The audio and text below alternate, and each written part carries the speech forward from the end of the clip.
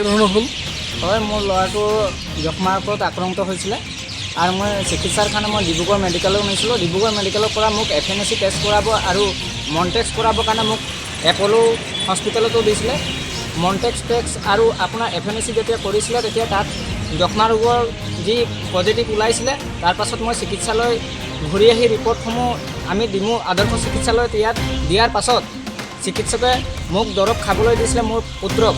কিন্তু প্ৰথমবাৰ যিটো সপ্তাহত মোৰ দৰৱ খাবলৈ দিলে, সেই সপ্তাহত দৰৱ খোৱাৰ পাছত নেক্সট সপ্তাহত দৰৱ শেষ হোৱাৰ পাছত মই যিটো দৰৱ মোক দিলে, ভুল পৰিমাণে ভুলকৈ দৰৱ দিয়াত মোৰ ল'ৰাৰ মানে 2-3 দিনত দৰৱ খোৱাৰ পাছতে মোক চব ফুলি মেলি ল'ৰা বমি আৰু মূৰ বিষ কৰিবলৈ ধৰিলে। তেতিয়া মই লগালগি অকস্মাত মই যিজন ডক্টৰে মোক দিছিলে, ডক্টৰজনক যেতিয়া ফোন কৰিলোঁ, চানি নামৰ ডক্টৰজন আছিলে, তেখেতে যথেষ্ট সহায় কৰিছিলে। তেখেতক যেতিয়া কোৱাৰ লগে লগে মোক ক'লে হোৱাটছআপ কৰি দিয়ক, সেই দৰৱটো তুমি খুৱাব নালাগে বুলি কোৱাৰ কাৰণত মই দৰৱ ৰখাই দিলোঁ।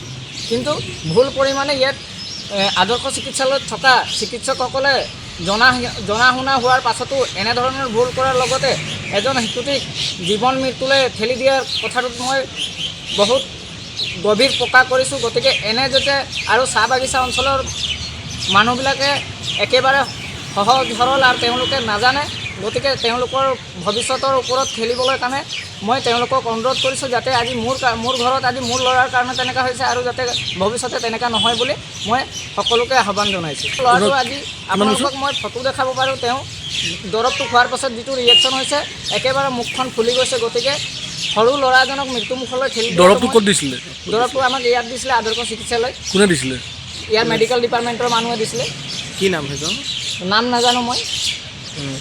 কেতিয়া নিয়া হৈছিলে? আজি 3 দিনৰ আগত।